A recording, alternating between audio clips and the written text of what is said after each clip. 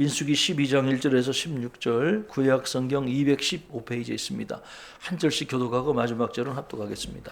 모세가 구스 여자를 취하였더니 그 구스 여자를 취하였으므로 미리암과 아론이 모세를 비방하니라.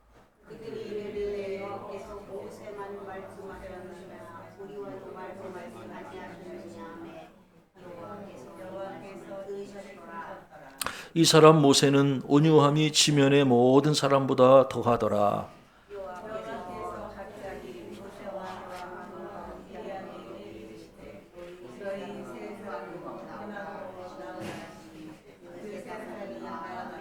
여호와께서 구름 기둥 가운데로부터 강림하사 장막문에 서시고 아론과 미리암을 부르시는지라 그 두 사람이 나아가매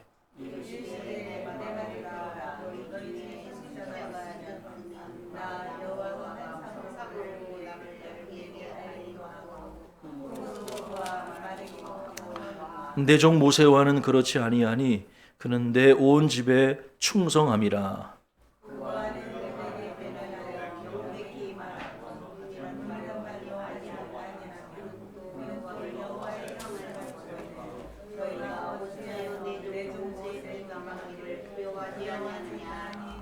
여호와께서 그들을 향하여 진노하시고 떠나시매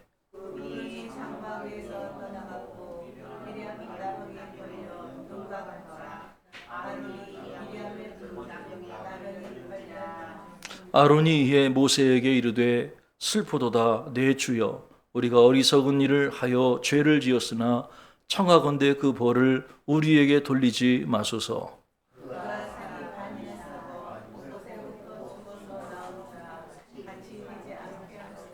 모세가 여호와께 부르짖어 이르되 하나님이여 원하건대 그를 고쳐 주옵소서.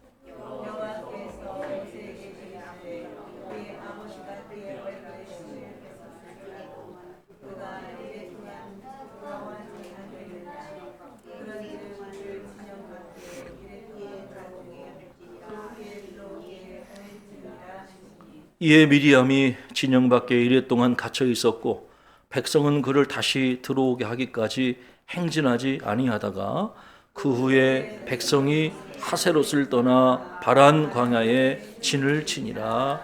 아멘.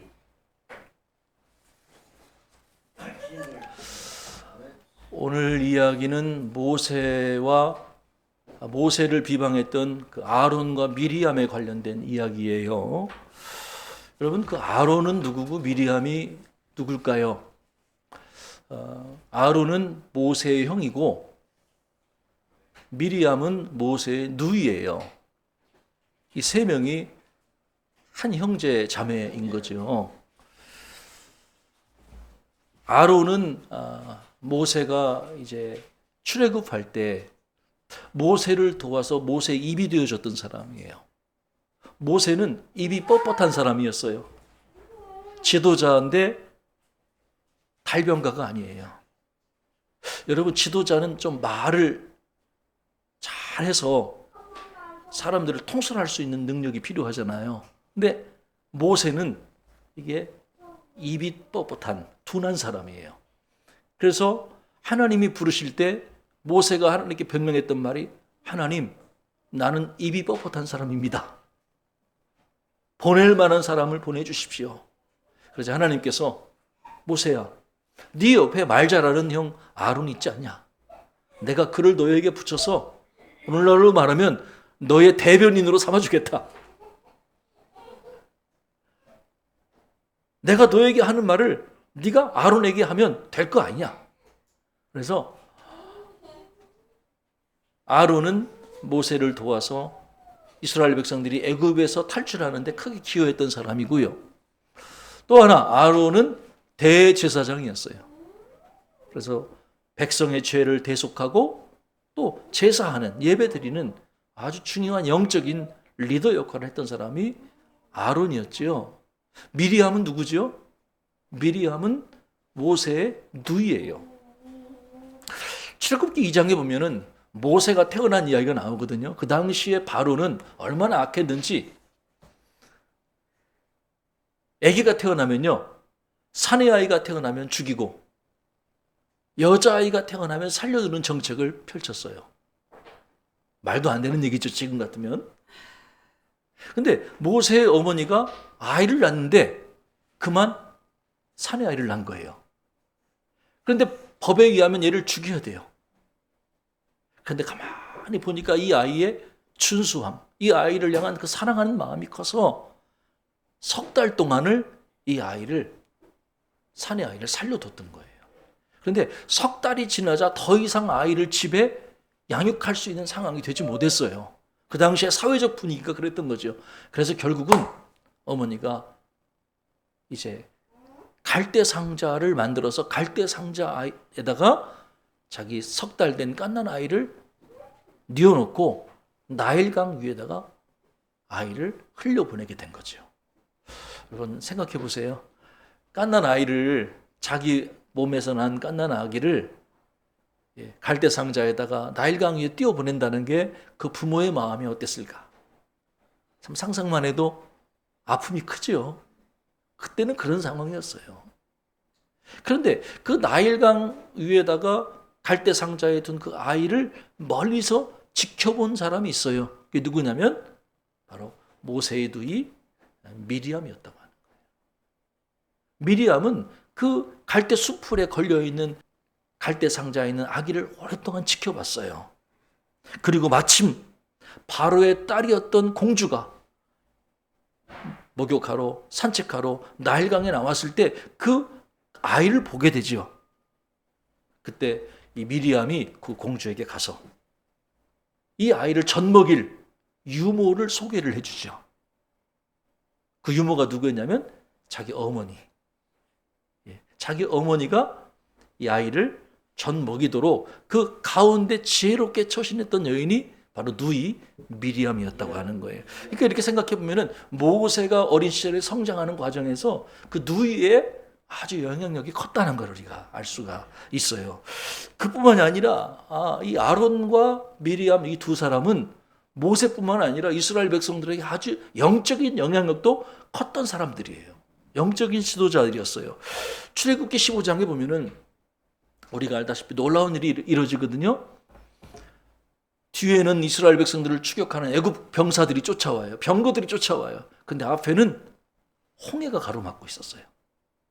앞으로 가자니 바다에 뛰어들어 죽어야 되고 뒤로 가자니 애굽 군대에게 이제 살육을 당할 판이었어요. 이스라엘 백성들이 진퇴양난의 상황에 몰리게 된 거거든요. 하나님께서 모세를 통해서 홍해를 가르게 하셨어요. 그리고 그 출애굽기 15장에 보면은 홍해를 건넌 후에 그 이스라엘 백성들이 하나님을 찬양하는 내용이 나와요. 얼마나 참 감동스럽겠어요. 이런 바다가 갈라지고 그 마른 땅을 걸었다는 게, 그리고 자기를 뒤따르던 그 애굽 군대들은 그 안에 다 수정됐어요. 그 이후에 감동이 얼마나 컸겠어요. 근데 그 출애굽기 15장 보면은 두 개의 찬양이 나오는데 첫째는 모세의 노래가 나오고 두 번째는 미리암의 노래가 나와요. 그 정도로 미리암은 모세처럼 대중의 영적인 감동을 주던 지도자였다고 하는 것이죠. 미리암은 비록 여성이었어요. 당시의 여성이 이 정도로 영향력을 발휘하기는 쉽지 않았죠. 하지만 미리암의 노래가 모세의 노래와 함께 나올 정도로, 뒤어 나올 정도로 바로 이 미리암은 당시 이스라엘 백성들에게 엄청난 영향력을 끼쳤던 사람이었죠. 미가서 6장 4절에 하나님이 이렇게 말씀하시거든요. 내가 너를 애굽 땅에서 인도해 종로로 타는 집에서 속량하였고 모세와 아론과 미리암을 내 앞에 보냈느니라. 여기 보면은 하나님께서 이스라엘 백성들을 인도했던 세 사람 이름이 나와요. 모세만이 아니에요.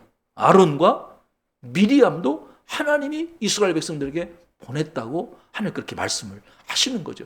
그 정도로 모세와 아론과 그리고 미리암이라고는 이 한 가정, 이 세 사람은 이스라엘 백성들에게 큰 영향력을 미쳤던 사람들이라는 거죠. 그런데 문제는 오늘 본문에 보면은 이처럼 영적 지도자고 하나님이 보내셨던 이 세 사람 가운데 분열과 갈등이 일어나게 됐다는 거예요. 아니, 어떻게 하나님이 세우신 사람들 사이에 분열이 일어날 수 있을까? 참 의아하지요? 자, 1절, 2절에 이런 말씀이 나오죠. 자, 우리 1절, 2절 여러분 찾을 수 있는 분들은 같이 살아 읽겠습니다. 모세가 구스 여자를 취하였더니 그 구스 여자를 취하였으므로 미리암과 아론이 모세를 비방하니라. 그들이 이르되 여호와께서 모세와만 말씀하셨느냐 우리와도 말씀하지 아니하셨느냐 하매 여호와께서 이 말을 들으셨더라. 아론과 미리암이 모세를 비방했던 첫 번째 이유는 뭐냐면 모세가 구스 여자, 그 아프리카 에티오피아라고 우리가 알려지기도 하거든요. 좀 피부색이 검은 여자, 그 여자를, 이방 여자를 아내로 맞이했기 때문이다 하는 거예요. 이거는 개인적인 사예요. 모세가 어떤 여자를 아내로 얻었는지 그건 사실은 모세 개인적인 이야기예요. 그런데 그거를 이 나머지 두 사람이 비방을 했다고 하는 것이죠. 여러분, 왜 갑자기 구스 여자가 여기 나오나요? 여러분, 이스라엘 백성들이 애굽에서 나올 때 함께 따라 나온 사람들이 있었어요. 이스라엘 백성들만 애굽에 있던 게 아니고요. 애굽에는 수많은 식민지인들이 모여 있었어요. 이스라엘 백성들을 비롯해서 아프리카에, 왜냐하면 여러분 이집트가 그 아프리카 대륙에 있거든요. 그러니까 그 아프리카에 있던 여러 민족들이 함께 이렇게 살고 있었는데 이스라엘 백성들이 애굽에서 탈출할 때 그 소수 민족들도 함께 이스라엘 백성들과 함께 나오게 됐다고 하는 거예요. 그런데 그 누구냐면 그 소수의 이방인들은 누구냐면 이스라엘이 섬기던 여호와 하나님을 섬기던 사람들이었어요. 그들이 그냥 나온 게 아니라 이스라엘이 섬기던 여호와 하나님을 나도 섬기겠노라고 함께 따라 나왔던 소수 민족들이 있었다고 하는 거예요. 그래서 하나님은요, 율법서에 보면은 그들도 이스라엘 백성들처럼 하나님의 백성과 동등한 자녀들이라고 하나님이 인정해 주시거든요. 자, 그러므로 피부색이 다르다고, 민족이 다르다고 해서 그들을 차별할 이유는 하나도 없었던 거예요. 왜? 비록 이 여인은 구스 여인이지만, 아프리카계의 좀 흑인 계열의 여인일 수는 있지만, 그러나 이 구스 여인도 엄밀히 말하면 이스라엘의 하나님 여호와를 섬기던 하나님의 백성이었다고 하는 거예요.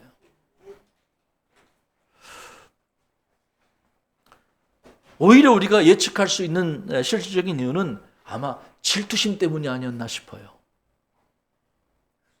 모세에게 지속적으로 영향을 끼치던 사람은 두 사람이었거든요. 아론과 그의 두이 미리암이었어요. 그런데 동생 모세가 새로운 여자를 아내로 맞으면 그 여자 말만 듣고 우리는 팽당하는 거 아니야? 약간 보이지 않는 시기심 같은 게 가족 내에 있었던 것 같아요. 또 두 번째 이유가 있죠. 그건 바로 모세의 권위에 대한 도전이었다고 하는 거예요. 시기심이라고 하죠. 2절에 그런 말씀이 나옵니다. 여호와께서 모세와만 말씀하셨느냐 우리와도 말씀하지 아니하셨느냐. 하나님이 모세 너에게만 말씀하셨어? 하나님이 우리에게도 말씀하셨거든. 실제로 그런데 그들이 하나님의 말씀을 듣긴 들었던 것 같아요. 그러니까 이런 소리 했겠죠. 하나님이 너만 세웠어? 하나님 우리도 세웠거든. 하나님이 너만 사랑해? 하나님 나도 사랑하시거든. 뭐 이런 식으로 그들이 이야기를 했는데 정당할 수는 있는데 그러나 생각해 보면은 이 모든 것이 하나의 질투, 권위에 대한 도전이었다고 하는 것이죠. 아론과 미리암은 모세만 절대적인 권위를 차지하는 것이 못마땅하게 여겨졌던 것 같아요. 여러분 우리가 신앙생활하면서 여러분 지금까지 신앙생활하면서 우리가 자주 본 모습이 뭐죠? 교회 안에 갈등들을 우리는 많이 봤어요. 저도 어렸을 때부터 그런 걸 봤거든요. 교회 안에 가장 존경받아야 될 목사님, 장로님들 사이에 인간적인 모습을 보고 서로 다투는 모습을 보기도 했어요. 혹 같은 교회 아닌데 큰 교회 같은 경우는 부서 간에도 주일학교, 같은 주일학교 내에서도 서로 예산 때문에 싸우고 갈등을 겪는 그런 경우도 저는 가끔 봤거든요. 처음에는 순수한 동기로 교회를 사랑한다는 그런 동기로 시작된 다툼일 수 있는데 시간이 지나면서 이 다툼이 변질되더라는 거죠. 나중에 어떻게 되죠? 감정 싸움, 자존심 싸움. 여러분 부부끼리도 마찬가지예요. 이웃과도 마찬가지예요. 여러분 나라와 민족을 위해 싸우는 사람은 없어요.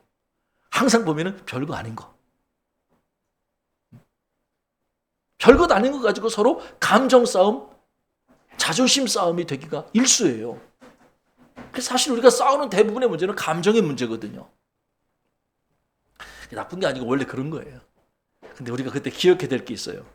아무리 감정이 안 좋다 하더라도 우리가 그때 조심해야 될 게, 따라해 볼까요? 말 조심해야 된다. 맞아요, 여러분. 하나님께서 우리의 모든 말을 듣고 계시다고 하는 거예요. 우리가 여러분 이렇게 싸울 때 그 통로가 뭐냐면, 수단이 뭐냐면 주로 말싸움이에요. 뭐 주먹으로 싸우는 사람은 없는 것 같아요, 요즘에. 주로 말로 싸우거든요. 근데 그 말이, 하나님은 그 말을 다 듣고 계시다고 하는 거예요. 2절 하반절에 여호와께서 이 말을 들으셨더라, 이렇게 돼 있어요. 하나님께서 모세 너와만 말씀하셨느냐, 우리와도 말씀하지 아니하셨느냐라고 말했을 때 하나님 그 말을 다 듣고 계셨다고 하는 거예요. 우리가 있잖아요, 하나님 내 말 듣고 계시다는 거 많이 잊고 있을 때가 있어요. 하나님 다 듣고 계세요. 우리의 입술에 나오는 모든 말, 악한 말, 불평의 말, 원망의 말, 하나님 다 듣고 계세요. 민수기 14장 28절에 하나님 말씀하시거든요. 너희 말이 내 귀에 들린 대로 내가 너희에게 행하리라. 하나님이 듣고 계신 그대로 하나님이 행하시겠다고 하는 거예요.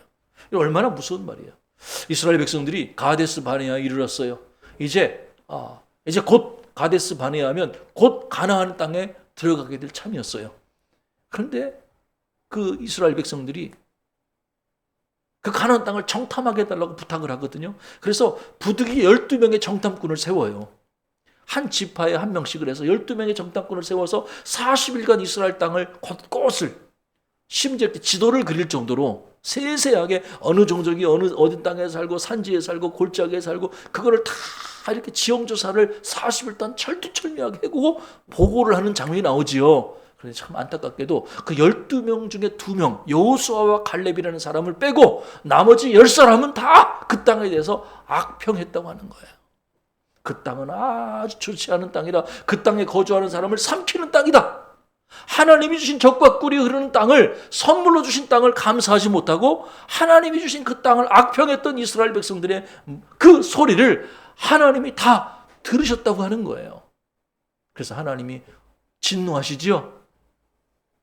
그래서 하나님이 어떻게 계산하시냐면요, 40일을 하루를 1년으로 계산하세요.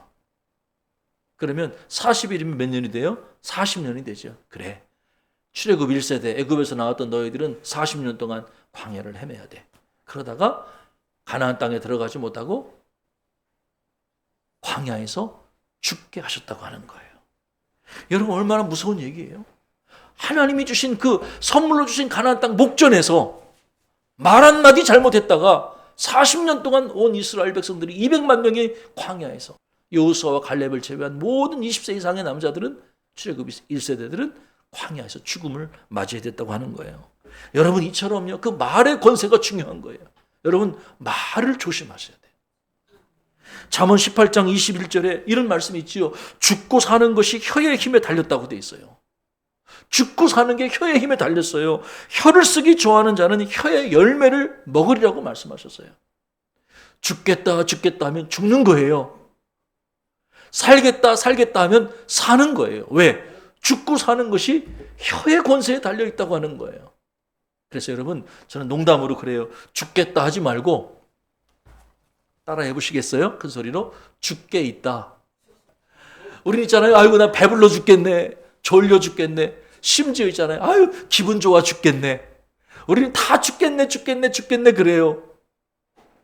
죽겠네가 아니라 죽게 있네. 내가 살고 죽는 것은 죽게 있네. 아, 배불러 죽게 있네. 제가 우리 딸들이 저한테 가끔 그런 얘기해요. 아빠는 막 우리 혼내놓고 에이, 예수님 믿고 복 받을 녀석들아 라고 축복의 말을 한다고 어렸을 때 엄청 웃었거든요. 애들이 잘못하면 야, 이 못된 녀석아, 이 죽을 녀석아, 썩을 녀석아, 그렇게 하지 않고 에이, 예수님 믿고 복 엄청 받을 녀석아. 우리 딸들 기억하나? 그러니까 우리 애들이 갑자기 혼나야 될 타이밍인데 아빠가 예수님 믿고 복 받을 녀석들아라고 축복의 말을 하니까 애들이 깔깔깔깔 떼고, 그게 지금까지 기억에 남아서 언젠가 저한테 그런 얘기를, 아빠 그때 너무 참 좋았어요, 재밌었어요. 여러분, 죽고 사는 것이 혀의 권세에 달려있어요. 혀를 쓰기 좋아하는 자는 혀의 입술의 열매를 먹는다고 되어 있어요. 그러니까 우리가 생명의 언어, 축복의 언어를 사용하면 좋겠어요. 잠언 25장 11절에 그런 말씀이 있죠. 경우에 합당한 말은 아로새긴 은쟁반의 금사관이라. 생각해 보세요. 아로새긴 정밀하게 그림이 그려져 있는 은쟁반에 금사가 나 있어요. 얼마나 아름다워요. 이게 뭐냐? 경우에 합당한 말이 그렇다는 거예요. 경우에 합당하다는 말이 뭐예요? 분별력 있는 말. 내가 해야 될 때 말을 하고 하지 말아야 될 때 하지 않는 거. 꼭 필요한 말을 하는 거. 경우에 합당한 말을 하는 것이 이처럼 모든 사람에게 기쁨을 주는 참 축복의 통로가 된다는 거예요. 사랑하는 여러분, 우리의 언어는 어떻습니까? 저는 우리의 언어가 믿음의 언어, 감사의 언어, 긍정의 언어, 생명의 언어가 됐으면 참 좋겠어요. 가급적 송곳으로 다른 사람의 가슴을 팍팍 찌르는 말을 자제하시는 게 좋아요. 꼭 가급적 부득이하게 다른 사람에게 내가 뭔가 이렇게 충고의 말을 해야만 한다면 정말 최대한 상처가 되지 않게 하는 게 좋아요.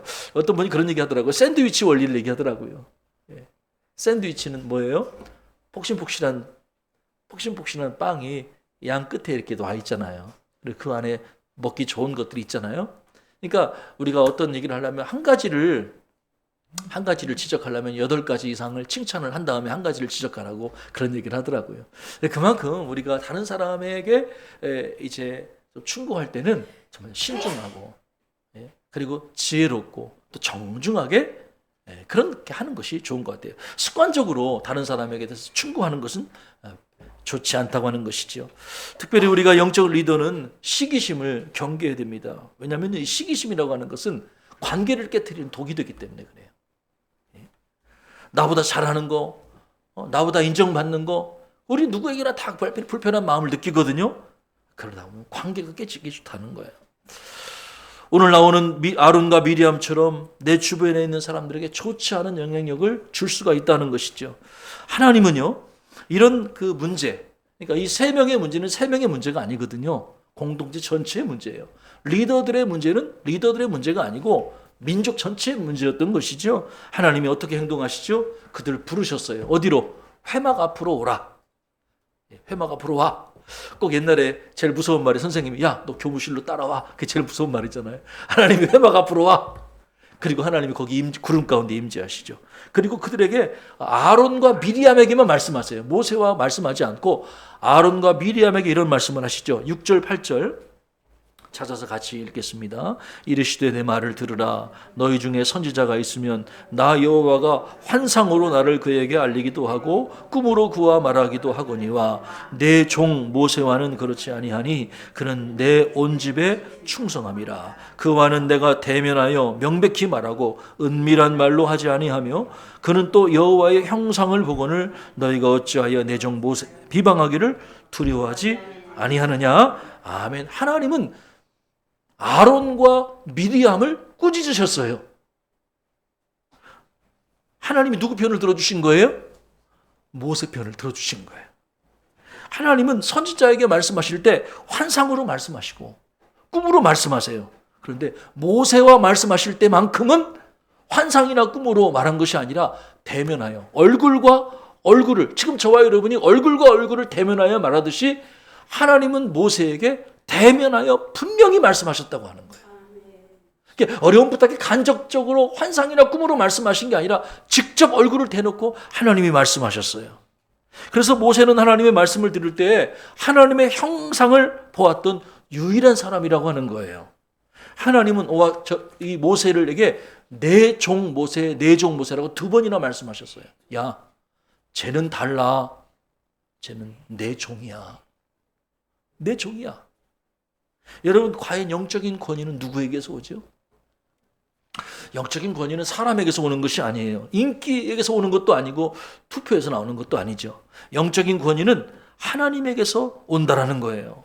예? 야, 내가 민족의 지도자 아니야. 너희가 내 말을 들어야지. 이렇게 말할 수가 없다는 거예요. 여러분, 요즘이 어떤 시대예요? 요즘 젊은 시대가 어떤 시대예요? 야, 내가 너보다 나이가 많으니까 네가 내 말 들어야지. 참 죄송한데요. 요즘에 그렇게 하면 안 돼요. 예전에는 나이가 많은 사람의 연장자에 대한 권위가 있었잖아요. 교회 안에도 지도자에 대한 권위가 있었잖아요. 요즘에는 그게 통하지 않아요. 내가 목사니까 성도들이 목사의 말을 들어야지. 그런 말이 통하는 시대가 아니라고 하는 거예요. 그런 의미에서 저는 예전에 목회했던 우리 선배 목사님들이 더 편하게 목회하셨던 것 같아요. 왜냐하면 그분들은 목사님 말하면 하나님 말씀으로 믿었거든, 성도들이. 얼굴 표정들이 다 왜 이러세요? 근데 지금은 그렇지 않아요. 물론 우리 성도들 중에는, 우리 교회 성도들은 참 좋은 마음으로 목사님을 존중하지만 목사도 인간이라는 걸 성도들은 이제 알아요. 실수할 수 있다는 걸 알아요. 그래서 요즘에는 내가 이렇게 권위를 주장하고 내세워서 내 권위를 인정해줘야지라고 얘기하는 것은 바람직하지 않아요. 권위는 누가 세워주셔야 되냐? 결국 권위는 하나님이 세워주셔야 된다고 하는 거예요. 오히려 예전과 달리 요즘에는 권위를 가진 사람이 자기 권위를 내려놓고 그리고 겸손하게 다른 사람들을 섬기려는 자세가 필요한 것 같아요. 제가 좋아하는 책 가운데 프레드 크래독 교수가 쓴 권위 없는 자처럼이라는 책이 있어요. 권위 없는 자처럼 행동해야 된다고 하는 거예요. 그 말은 오해하지 마세요. 권위 없는 자처럼 설교하라는 게 권위가 없다는 말이 아니에요. 권위가 있다는 말이에요. 그러나 권위가 없는 자처럼 권위주의에 물들어 설교하지 말라는 거예요. 그러니까 여러분 권위가 있어요. 목사에게는 교회 권위가 있거든요. 그건 분명히 인정을 해야 돼요. 그러나 권위주의를 내세워서는 안 된다는 얘기잖아요. 요한복음 13장에 보면 6월절에 예수님께서 자기가 세상을 떠나 아버지께로 가실 줄을 아셨지요. 그때 예수님께서 뭘 하셨죠? 야, 나 이제 아버지께로 가. 잘 섬겨야 돼. 너 나 봉사해야 돼. 그런 얘기 하지 않으시고 주님께서 친히 팔을 걷어붙이시고 물을 담아 허리에 수건을 두르시고 대야에다가 물을 담아다가 제자들의 발 한 사람 한 사람을 씻겨주셨어요. 세족식을 하신 거지요. 그러면서 내가 주와 선생이 되어 너희들의 발을 씻겼으니 너희도 서로 이렇게 서로 발을 씻겨주는 것이 합당하다. 너희도 그렇게 해라. 말씀을 하신 거예요. 이 리더십을 가리켜 많은 학자들이 서번트 리더십이라고 그래요. 서번트. 이 서번트라는 말이 뭐냐면 영어로 종, 하인이라는 뜻이거든요. 지도자는 남들 위해 군림하는 자가 아니라 거꾸로 다른 사람의 발을 씻기는 종의 모습으로, 하인의 모습으로 다른 사람의 더러운 발을 씻겨줘야 된다는 거예요. 거기에서부터 리더십이 출발한다 하는 거예요. 진정한 리더십은요, 자기 권위를 내세울 때 인정받는 것이 아니라 다른 사람이 존중해 줄 때 그 리더십이 세워지는 거예요. 근데 그 존중의 리더십은 결국 하나님이 주시는 거라는 거예요. 여러분 오해하지 마세요. 여러분 다른 사람이 여러분의 발을 씻겨줄 때 여러분 당연한 게 아니에요. 많은 분들이 오해하는 게 뭐냐면 다른 사람이 나에게 잘해주고 나를 섬겨주면 그건 당연히 의뢰한, 나는 그럴 자격이 있어. 저 사람이 나를 섬기는 건 당연한 거야. 여러분 그렇게 되면 곤란해요. 다른 사람이 여러분을 섬기는 건 당연한 일이 아니에요. 예? 특별한 일인 거예요. 감사할 수 있어야 된다는 거예요. 예? 다른 사람이 나를 섬기는 일을 당연시해서는 곤란하다는 거예요. 네? 오히려 다른 사람이 나를 섬길 때 그거를 감사하고 또 그를 존중할 수 있어야 된다는 거죠. 한 가지 더 생각해 볼 것이 있어요. 하나님은 각 사람마다 질적으로 조금씩 다른 권위의 차이를 두셨다고 하는 거예요. 권위에는 질적인 의미에서 차이가 있다고 하는 거예요. 자, 하나님께서는 다른 선지자에게 어떻게 말씀하셨죠? 꿈이나 환상을 통해 말씀하셨다고 되어 있잖아요. 이건 간접적인 방법이에요. 그러나 모세를 통해 말씀하실 때는 명백히 대면해서 말씀하셨다는 거예요. 자, 그렇다면 하나님께서 왜 모세를 내 종이라고 2번씩이나 말씀을 하셨을까요? 거기에 이제 7절에 보면 그런 말씀이 나오거든요. 모세가 하나님의 집에 충성하였기 때문이다. 이렇게 나오는 것이죠. 여러분 모세는 하나님의 집에 충성된 자였어요. 그래서 하나님이 그를 더 특별히 귀하게 여기셨던 거죠. 사무엘상 2장 23절에 이런 말씀이 있어요. 나를 존중히 여기는 자를 내가 존중히 여기고 나를 멸시하는 자를 내가 경멸하리라. 하나님은요, 하나님을 존중하는 자를 하나님이 존중히 여기세요. 잠언 8장 18절에 하나님 말씀하시죠. 나를 사랑하는 자들이 나의 사랑을 입으며 나를 간절히 찾는 자가 나를 만날 것이다. 여러분, 하나님 간절히 만나기 원하세요? 그러면 하나님을 간절히 찾으셔야 돼요. 여러분, 하나님의 사랑을 입고 원하세요? 하나님을 사랑하셔야 돼요. 이게 원리예요. 하나님은 누구보다 하나님을 사랑하고 하나님의 집에 충성하였던 모세를 내 종이라고 특별히 더 예뻐해 주셨던 거예요. 그리고 그의 권위를 인정해 주셨던 거죠. 여러분, 그 결과 어떻게 됐지요? 다 아시다시피 미리암이 어떻게 되죠? 온몸에 나병, 한센병이라고 그러지요. 온몸에 하얗게 나병이 걸려서 이제 진 밖으로, 나병이 걸리면 부정한 자가 돼서 진 밖에 일주일 동안을 따로 이렇게 분리해서 지내야만 했다고 하는 거예요. 그리고 일주일이 지난 후에야 그 몸에 이제 몸이 회복된 후에 들어오게 이렇게 하셨어요. 자, 오늘 말씀 보면서 우리는 모세의 온유함을 주목할 필요가 있어요. 3절 말씀, 이 사람 모세는 온유함이 지면의 모든 사람보다 더하더라. 미리암이 모세를 비방하니까 모세는 온유했다. 이게 무슨 말이겠어요? 같이 싸우고 대적했다는 말이 아니라는 거죠. 누군가 나를 비난하고 싸웠을 때 함께 대적하는 자가 아니라 온유했다는 말이에요. 그 말은 뭐냐면 인내하고 겸손히 고개를 숙였다는 거죠. 그런 자를 하나님이 책임져 주신다는 거예요. 니사의 그레고리우스는 이런 얘기를 했죠. 온유라는 방패로 무장된 사람은 악한 말로 공격하는 화살도 막아낸다.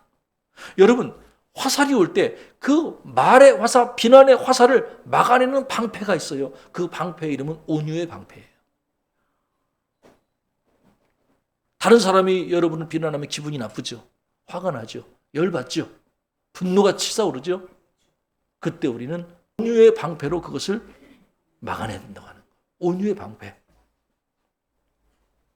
실제로 모세의 온유함이 아론과 미리암의 화살을 막아냈던 거죠. 모세는 침묵했죠. 그리고 하나님 앞에 엎드렸다고 하는 거예요. 자, 13절. 모세가 여호와께 부르짖어 이르되 하나님이여 원하건대 그를 고쳐 주옵소서. 지금 누가 누구를 위해 기도하는 거예요? 모세가 자기를 비난하는 미리암을 위해 기도하는 거예요. 그를 고쳐달라고, 회복시켜달라고 기도하는 거예요. 히브리어 성경에 보면요, 이 모세가 미리암의 치유를 위해 기도할 때 거기 히브리어로 나라는 단어가 들어있는데 이 단어는 뭐냐면 제발, 제발, 하나님 제발 내 두이 미리암의 질병을 고쳐주세요라고 간절히 기도했다는 것을 우리가 알 수가 있다는 거예요. 여러분, 이러한 그 모세의 온유함은 그의 성품에 관련된 게 아니에요. 제가 보니까 모세도 한 성격 하는 사람이에요. 하나님께서 명령해서 반석에게 명령하라고 했을 때 모세가 화가 난 모세가요, 성격이 보통이 아니더라고요. 지팡이로 반석을 치거든요. 그러니까 모세는 사실은 그 온유함이라는 게 그 성품과 관련된 이야기라기보다는 신앙의 열매라고 볼 수가 있어요. 신앙의 열매. 하나님 앞에 엎드리는 그 신앙의 열매가 온유함으로 열매를 맺었다고 하는 거예요. 여러분, 모세는 엎드리는 자였어요. 하나님 앞에 엎드렸던 사람이 모세였던 거예요. 이스라엘 백성들이 불평하고 원망하면서 모세에게 돌을 던지려고 했거든요. 그때 모세는 하나님 앞에 엎드렸어요. 지도자는 엎드리는 자야 돼요. 성도들이 자기를 비난하면 목회자는 강단에 엎드려야 돼요. 그게 제일 무서운 무게예요, 여러분. 엎드린 사람 잘못 건드리면 큰일 나요. 하나님 앞에 엎드리는 게 가장 최고예요. 고라가 반역을 일으키거든요. 민수기에 보면은 모세와 아론을 대적하죠. 그때 모세도 고라의 반역 앞에서 엎드렸어요. 대적하지 않았어요. 모세가 엎드리니까 하나님이 나서서 고라를 처치해 주셨어요. 하나님이 저를 도와주시지 않으면 저는 넘어질 수밖에 없는 사람입니다. 연약한 사람입니다. 하나님께서 이 손을 꼭 붙들고 가시지 않으면 제 인생 승리할 수 없습니다. 하나님, 저를 도와주세요. 저를 불쌍히 여겨주세요. 눈물로 기도하는 자가 엎드리는 자예요. 모세의 온유함은 하나님 앞에 엎드리는 것에서부터 출발했다고 하는 거예요. 사랑하는 여러분, 하나님 앞에 엎드리셔야 돼요. 억울한 비난을 당하고 어려운 상황 만나면 여러분 힘으로 그거를 해결하려고 하지 말고 하나님 앞에 다 엎드리셔야 돼요. 그때 문제가 해결되고 공동체에 평화가 와요. 내 힘으로 공동체를 고칠 수 없어요. 마음에 안 드는 성도 불러다가 혼낸다고 그 사람 고쳐지는 게 아니에요. 여러분, 사람은 고쳐 쓰는 게 아니에요. 그런 말 들어보셨죠? 사람은 고쳐 쓰는 게 아니고요. 사람은 인정해 주는 거예요. 그냥 품어주는 거예요. 하나님이 고쳐야만 되는 거예요. 여러분이 고치려고 하면 안 되는 거예요. 그래서 여러분, 우리가 오해하지 마세요. 좋은 교회는 다 고쳐서 쓰는 게 아니에요. 품고 함께 가는 거예요. 그게 좋은 교회예요. 한국 교회 그 교회사에 보면은 유명한 부흥 강사가 있었어요. 김익두 목사님이라고 혹시 들어보셨어요? 이분이 원래 그 황해도에서 유명한 깡패 출신이셨어요. 주먹개나 쥐는 그런 황해도 유명한 깡패였어요. 키도 크고 힘도 세서 이 사람하고 악수를 한 사람들은 그 손의 힘이 뭐라 그래요? 딱 아구 힘, 그렇죠. 아구 힘이 워낙 세서 사람들이 깜짝깜짝 놀랄 정도로 기골이 장대하고 아주 손도 크고 힘도 세서 위압감을 느꼈다고 그래요. 그 정도였다고 그래요. 그런데 이 김익두 목사님이 깡패 출신이었던 김익두 목사님이 예수님을 만나고 변화가 돼서 훗날 부흥사가 됐어요. 목사가 돼서 곳곳을 돌면서 복음을 전했다는 것이죠. 그게 옛날에 복음을 전하려면 부흥사들은 몇십 리길을 걸어서 다녔다고 그래요. 지금처럼 차로 다니는 시대가 아니고 옛날에는 산길 넘어 골짜기 넘어 그렇게 하면서 찾아가서 부흥회를 했다는 거잖아요. 어느 무척 무더운 여름날이었다고 그래요. 이 김익두 목사님이 부흥회를 가기 위해서 높은 언덕을 넘어가다가 그 무더위에 너무너무 더워서 땀이 비 오듯이 쏟아지니까 아무도 주변에 보니까 없는 것 같아서 이렇게 땀을 식히기 위해서 옷을 훌훌 벗어 던지고 이거 덥다 그러고 있었대요. 그때 조금 있다가 술에 잔뜩 취한 청년 하나가 이게 언덕으로 올라오더니 목사님 앞에서 다짜고짜 목사님의 뺨을 탁 치고 막 여기저기를 때리면서 야, 기분 나쁘게 왜 너 나보다 먼저 올라왔어? 그러면서 김익두 목사님 뺨을 때리고 막 얼굴을 주먹으로 때리고 여러 군데를 때렸대요. 왜 때린 거예요 대체? 자기보다 먼저 올라왔다고 기분 나쁘다고 술 취한 사람이 시합한 것도 아닌데 억울하게 매를 맞는 김익두 목사님이 대항하지 않고 묵묵히 매를 맞아줬대요. 결국 청년이 지풀에 지쳐서 주저앉게 됐는데 그때 김익두 목사님이 그 술 취한 청년한테 이런 얘기했대. 형씨 다 때렸어? 그 손을 딱 잡으면서 내가 김익두요. 예수는 내가 믿었는데 복은 당신이 받았구만 그랬대요. 이 청년이 김익두란 소리를 듣고 깜짝 놀라서 정신을 차리고 당신이 김익두라고요? 근데 그 다음 말을 이해할 수가 없어요. 예수는 내가 믿었는데 당신이 복을 받았다는 말이 무슨 말이요? 그 청년을 향해 김익두 목사님이 큰 소리로 말했어요. 아직도 못 알아듣겠어? 내가 예수 믿기 전에 이런 일을 당했으면 너는 저기다가 지금 묘자리를 썼을 거야, 이 친구야. 내가 예수 믿은 덕에 자네가 살았으니 예수는 내가 믿고 복은 자네가 받은 것에 옛날 같았으면 예수 믿기 전에 혈기가 왕성할 때 같았으면 그 깡패 김익두였으면 초상 났던 거죠. 예수를 믿었기 때문에 견디고 온유함으로 받아준 거예요. 이 말에 청년이 벌벌 떨게 됐고 무릎을 꿇고 목사님께 사죄하고 그 길로 부흥회를 따라가서 예수를 믿었다는 전설적인 얘기가 있어요. 실제 실화예요. 예. 요즘에 그 학교에서 가르치는 선생님들이 참 애로사항이 많대요. 학생들이 옛날같이 말을 안 듣잖아요. 또 학부모들이 아주 까다로운 민원들을 그렇게 여러 통 넣어가지고 선생님들이 아주 스트레스가 심하다고 그래요. 내가 최근에 어떤 뉴스 보니까 제주도 지역인가 어디 지역에서 어떤 교사가 그 스트레스 때문에 스스로 목숨을 끊었다는 안타까운 일도 내가 들었어요. 우리나라에 세계적으로 인정받는 식물학자 한 분이 계셨어요. 그런데 이분에게 한 가지 고민이 있었어요. 누구에게나 있는 고민이죠. 자식 고민. 예? 자녀 교육에 관한 문제였어요. 세계적인 학자, 교수고 존경받는 학자인데, 그리고 이 아이도 어렸을 때 미국에서 이렇게 학교를 다녔기 때문에 미국 학교에서 다녔다는, 또 영어를 잘한다는 은근한 자기 자부심이 이 아이에게 있었던 거예요. 그래서 우쭐한 마음을 가지고 학교 선생님이 뭐라고 얘기해도 콧방아를 끼고 말 듣지 않고 무시하는, 그런 그 아이의 모습, 거만한 모습을 아버지가 보게 된 거예요. 아버지는 이런 그 자녀의 그 잘못된 생각을, 잘못된 태도를 좀 바로잡아주고 싶은 마음을 갖고 있었던 것이죠. 어느 날 이 식물학자가 아이를 데리고 나들이를 하게 됐어요. 아이가 길을 가다가 한 예쁜 야생화 꽃을 발견하고는, 아빠, 이 꽃 이름이 뭐예요? 아마 아빠가 식물학자니까 의뢰의 아빠가 꽃에 대해서 줄줄줄 설명을 이제 기대를 했겠지요. 그런데 아빠가 그 꽃을 한참 들여다보더니, 아빠는 잘 모르겠네. 이 꽃 이름이 뭔지? 우리 이 꽃을 사진을 좀 찍어다가 선생님께, 담임선생님께 좀 보여주고 물어보면 어떻겠니? 이렇게 아빠가 제안을 했어요. 그리고 사진을 찍어서 아들한테 보내줘서 아들이 선생님께 물어보라고 했어요. 다음날 아이가 그 꽃 이름을 선생님께 여쭤보았더니, 선생님이 그 꽃의 이름이며 꽃말이며 성장 환경 등에 대해서 아주 줄줄이 이 아이에 대해서 자기 아빠보다 더 꽃에 대해서 줄줄이 설명을 해주더래요. 학교에 돌아온 아이가 감동을 받아가지고, 아빠, 정말 우리 선생님 대단해. 우리 선생님이 꽃에 대해서 내가 보여줬더니 줄줄줄 다 외워. 우리 선생님 대단해.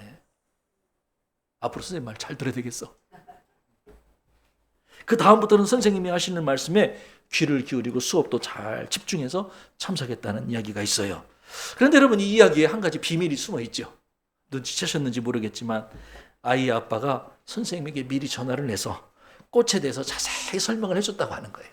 우리 아이가 이렇게 사진을 가지고 올 텐데 이 꽃은 뭐고 꽃말이 뭐고 어떤 환경이고 선생님이 좀 대신 얘기해 주세요. 참 지혜롭죠? 평소 선생님의 권위를 존경할 줄 모르고 수업에 집중하지 않는 아이의 태도를 바로잡기 위해서 아빠가 선생님에게 이렇게 부탁을 해서 이렇게 모든 일이 진행됐다는 것이죠. 여러분, 어떤 분이 그런 얘기를 하더라고요. 목사님, 문제아는 없어요. 문제 부모만 있어요. 그런 얘기를 하셔요. 참 공감했죠.